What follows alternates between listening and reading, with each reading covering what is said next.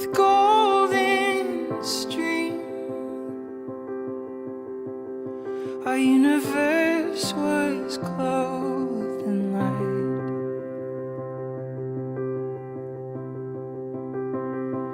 Pulling at the seams,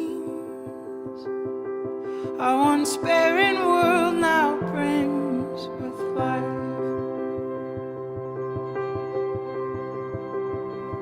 That we may fall in love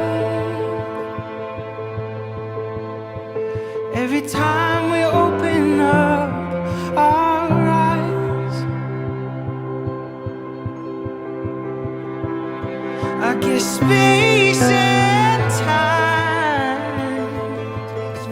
My church, my home. Our church, our home. This is my church, my home. My church, my home. My church, my home. Our church, Our home.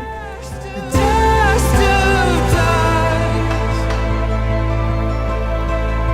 We are the apple of God's eye.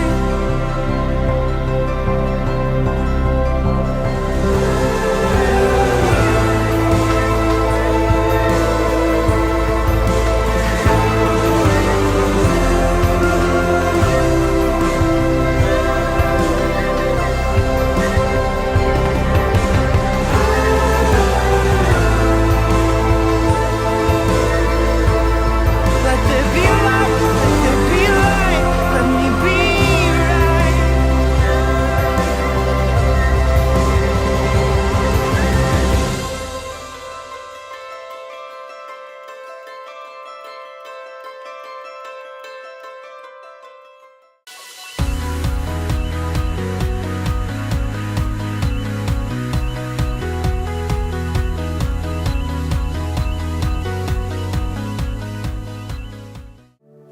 I'm going to speak for a few moments, yes, on a subject that every mother can take to heart, but actually every guy in here too. I want to speak actually on our joint responsibility, all of us in this room, to help raise a generation well, to help bring people through that maybe are younger than you or alongside you, that all of us have a part to play in making this next generation be set up so that they succeed where maybe others have failed.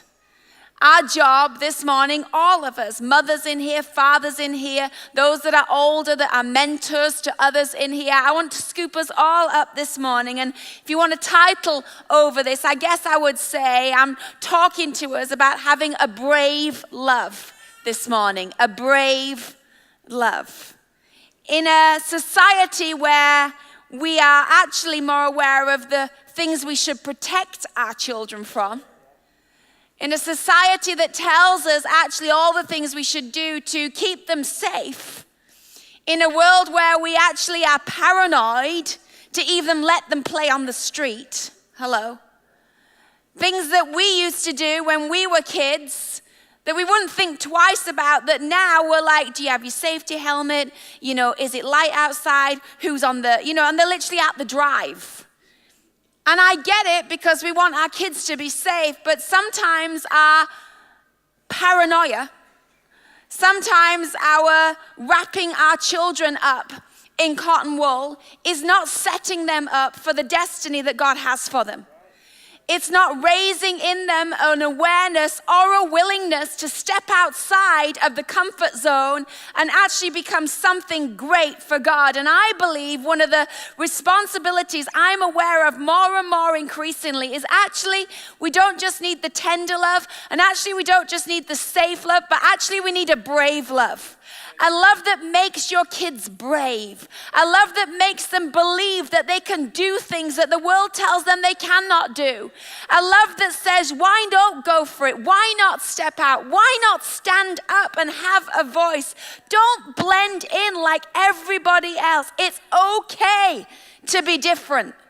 It's okay in your school not to go with the flow. It's okay to say, I don't want to be part of this conversation. It's okay to say, that is not actually what I would like to do, because brave love lets you know that actually, if they don't approve, you are still surrounded by the greatest love.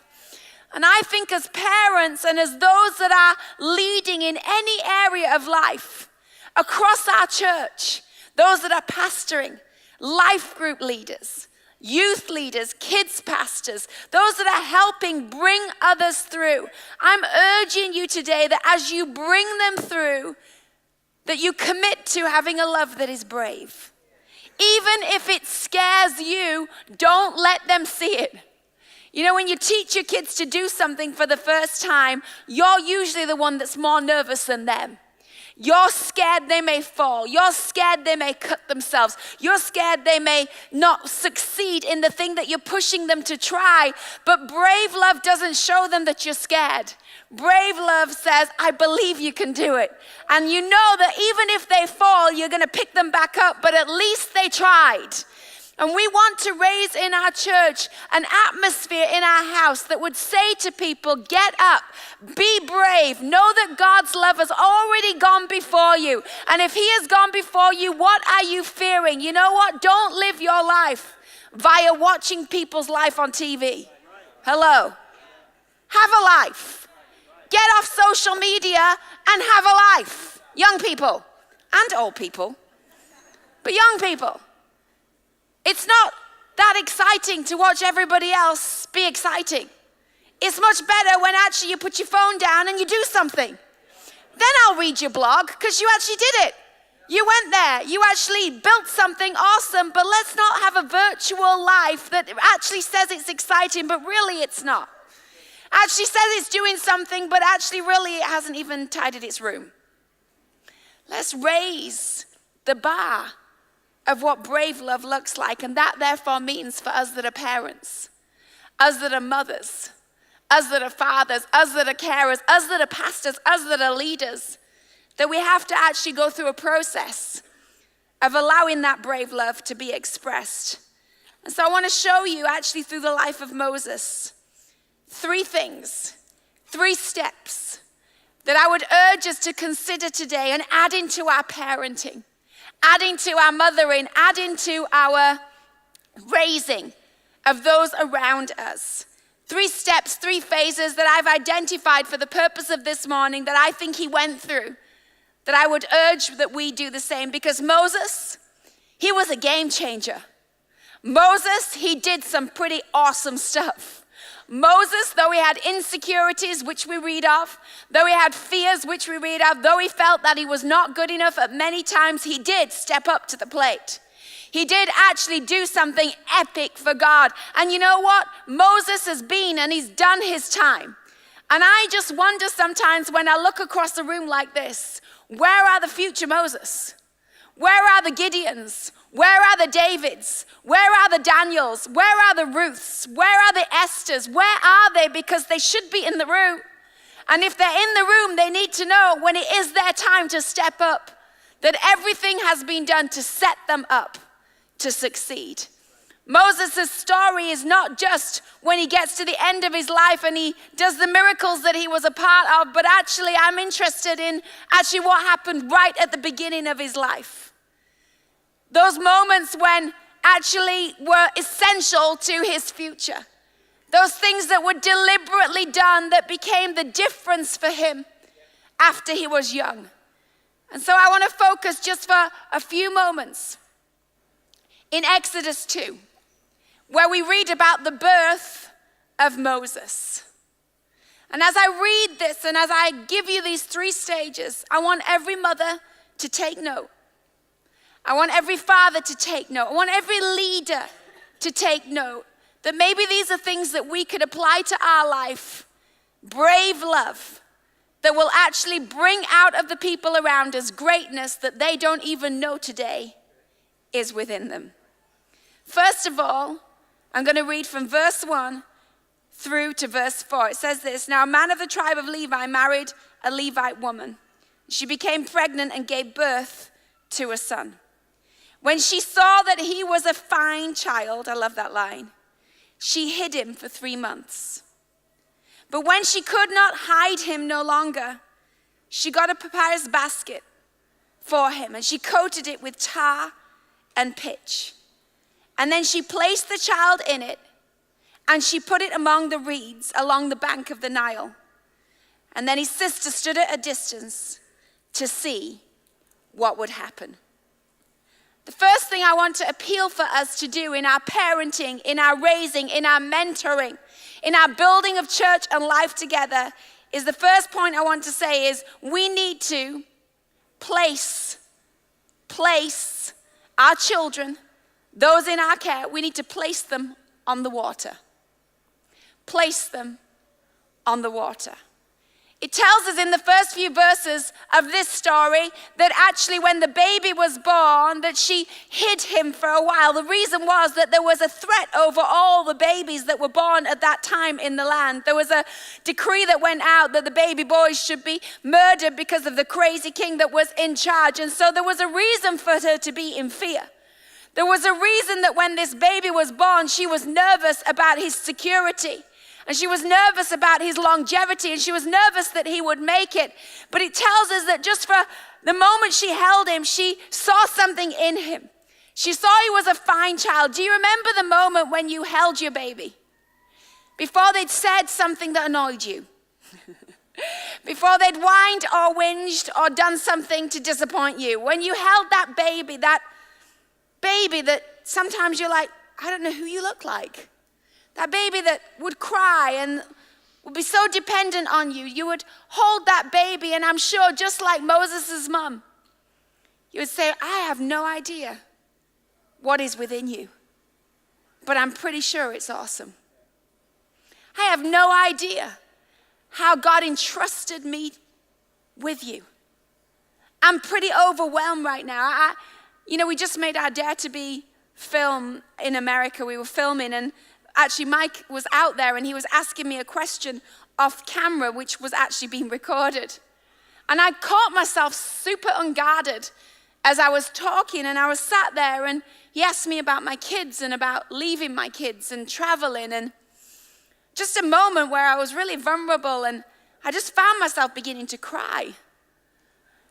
And I began to say, and I wasn't even aware I was saying it, the thing I have to remember is that actually these are God's kids before they were ever mine.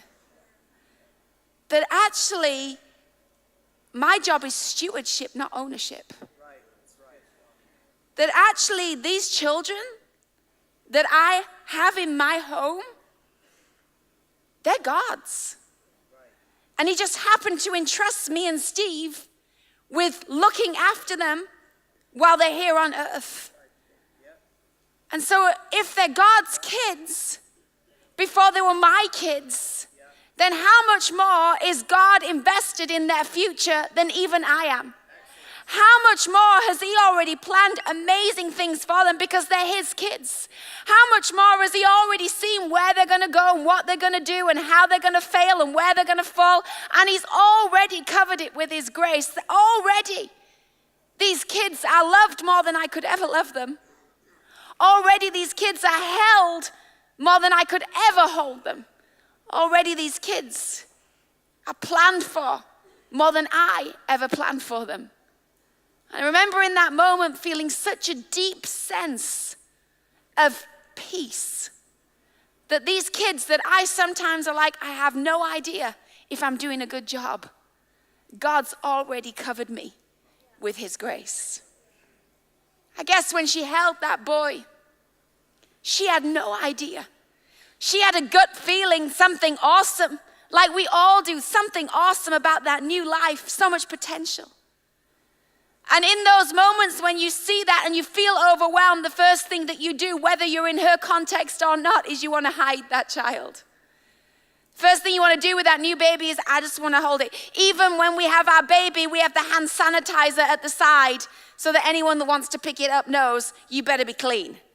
I don't want no germs on my baby. I want to protect my baby. I want to hide my baby. There's a season in all of our life when we raise a generation. There's a season in all of our journey with our children where we just feel like we want to hide them. I want to pour love on you. I want to invest in you. I want to keep you safe. I want to protect you from that big bad world out there. She had those moments too. But I want you to know there comes a moment when brave love realizes, I can't hide you forever. And so brave love realizes, I'm going to have to place you on the water. Not throw you in, but place you. You know, every mother in here, every father in here, there comes a moment when you need to place that child on the water that you cannot control, on the water of life that you have no say over. You can't control the current. You can't control what's in the water. You can't control the speed of the water. But here's what you can do. You can build a basket.